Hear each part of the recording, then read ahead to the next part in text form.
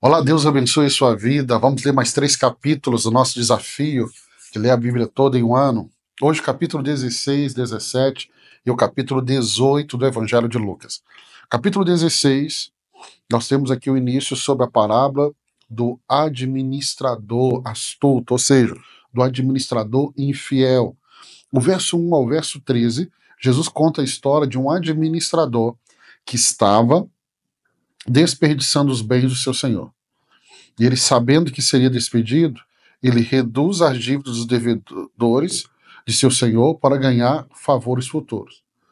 O senhor elogia a astúcia do administrador, embora seu método fosse moralmente questionável. Jesus usa essa parábola para quê? Para ensinar os filhos de ensinar que os filhos das trevas são, por vezes, mais sagazes em seus negócios terrenos do que os filhos da luz. E ele exorta seus ouvintes a usar a riqueza para o bem e adverte que ninguém pode servir a dois senhores. E aí ele fala, Deus ou as riquezas, Deus ou a mamon. É muito interessante. Deixa eu ler o verso 8. O Senhor elogiou o administrador desonesto, porque agiu astutamente, pois os filhos deste mundo são mais astutos no trato uns com os outros do que os filhos da luz. Não veja Jesus contando essa palavra como uma provação do que está errado. O que Jesus está dizendo é, existe uma astúcia, uma atenção nos filhos das trevas que muitas vezes não tem nos filhos da luz. E aí o verso 9 ele diz, por isso eu digo, usem a riqueza deste mundo ímpio para ganhar amigos, de forma que quando ela acabar, estes recebam nas moradas eternas. Então Jesus aqui, ele abre um ensino que é muito importante, principalmente no aconselhamento, que é o ensino de como administrar, né, um recurso que não é lícito. Então ele fala, o que você vai fazer?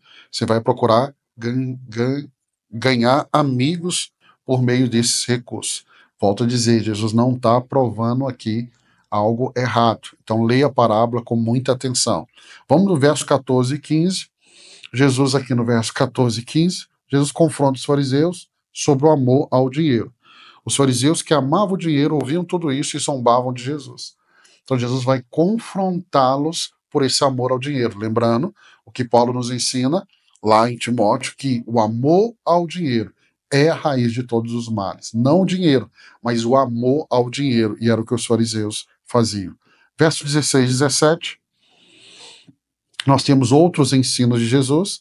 Jesus fala sobre a lei e os profetas. Jesus vai afirmar que a lei e os profetas foram até João Batista e desde então o reino de Deus está sendo proclamado. Ele também diz que é mais fácil o céu e a terra passarem do que cair um tio da lei. Ou seja, Deus vai cumprir a sua palavra. Então, essa informação é importante. A lei e os profetas vão até João Batista.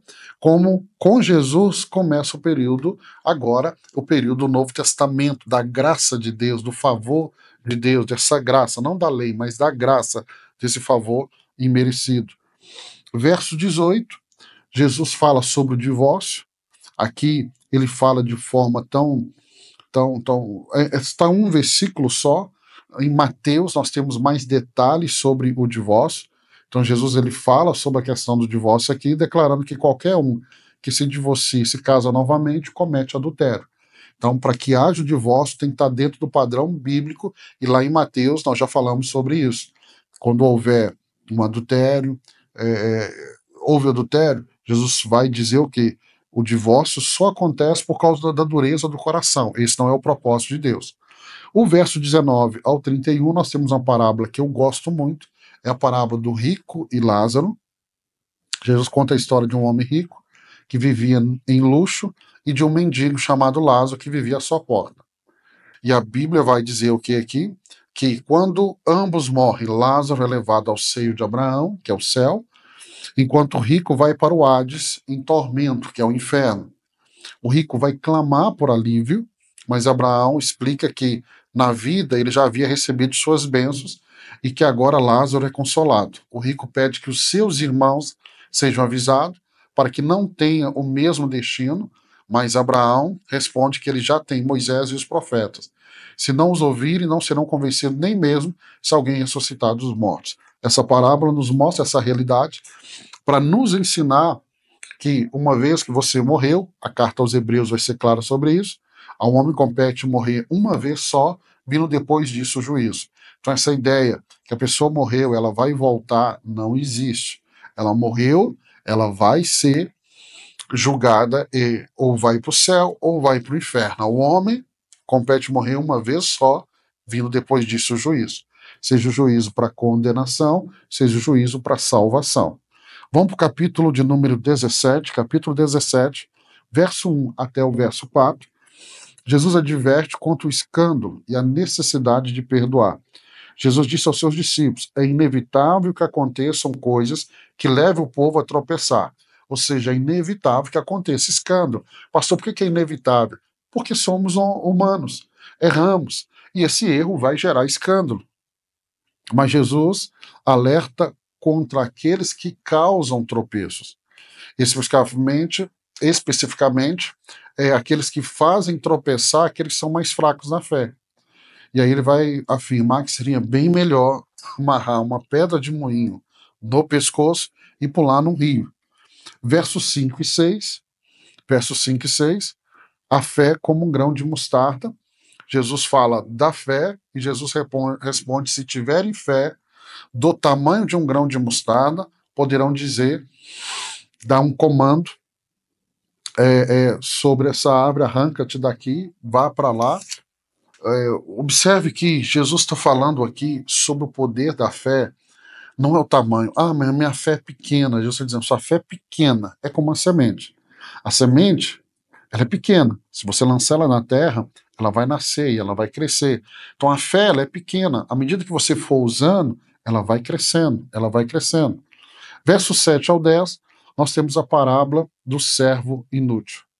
Jesus conta a parábola de um servo que, depois de fazer todo o trabalho, não espera gratidão especial, pois apenas fez o que era sua obrigação. Da mesma forma, Jesus ensina que depois de fazermos tudo que Deus nos ordena, devemos dizer: somos servos inúteis, fizemos apenas o que devíamos fazer. Então, eu gosto muito de ensinar aqui quando eu falo sobre liderança. Por quê? Porque Jesus traz esse ensino tão poderoso, tão poderoso. Ou seja, nós devemos fazer mais, mais. Verso 11 ao 19, a cura de 10 leprosos. Essa parte é muito importante, porque fala aqui sobre gratidão. Então Jesus cura 10 leprosos, mas apenas um deles volta para agradecer. E o que volta é um samaritano. E aí Jesus pergunta, onde estão os outros 9? E aí ele elogia a fé do samaritano. E essa é uma realidade que a gente vê. Entre 10, um voltou para agradecer. Então, saiba que na nossa caminhada nesse mundo nós vamos ver muito disso. Verso 20 até o verso 37 fala sobre a vinda do reino de Deus. Quando questionado pelos fariseus sobre quando viria o reino de Deus, Jesus responde que o reino de Deus não vem de maneira visível e que já está entre eles. Ele também ensina sobre o tempo da sua segunda vinda, comparando aos dias de Noé e aos dias de Ló, quando as pessoas viviam suas vidas normalmente, até que o julgamento repetindo veio. Então, os fariseus, assim como todo Israel, esperavam o reino de Deus de uma forma política. E aí Jesus está dizendo, olha, ele não vai ser visível. Ele diz, o reino de Deus já está entre vós. Vamos aqui para o capítulo 18. Capítulo 18, verso 1 ao 8, nós temos aqui a parábola da viúva persistente. Mais uma vez, Jesus conta uma parábola para falar sobre oração, e aí ele fala de uma viúva que vai importunar um juiz injusto. E por mais que o juiz ele não tema a Deus, nem respeite os homens, ele atende o pedido da viúva por causa da sua persistência. Aí Jesus conclui que se um juiz injusto pode agir assim, quanto mais Deus fará justiça aos seus escolhidos que clamam a ele dia e noite. Mais uma vez, Jesus está ensinando insistência, persistência em oração. Verso 9 ao 14, a parábola dos fariseus, do fariseu e o publicano. Essa é uma parábola fortíssima. vale a pena você ler com atenção. Jesus conta a história de dois homens que foram ao templo orar. Então, dois homens estão no mesmo lugar, com o mesmo propósito de orar, mas são duas orações distintas. Um fariseu, que vai se vangloriar da sua justiça, bate no peito, ele acha que ele é muito bom, e tem um publicano, que humildemente clama por misericórdia.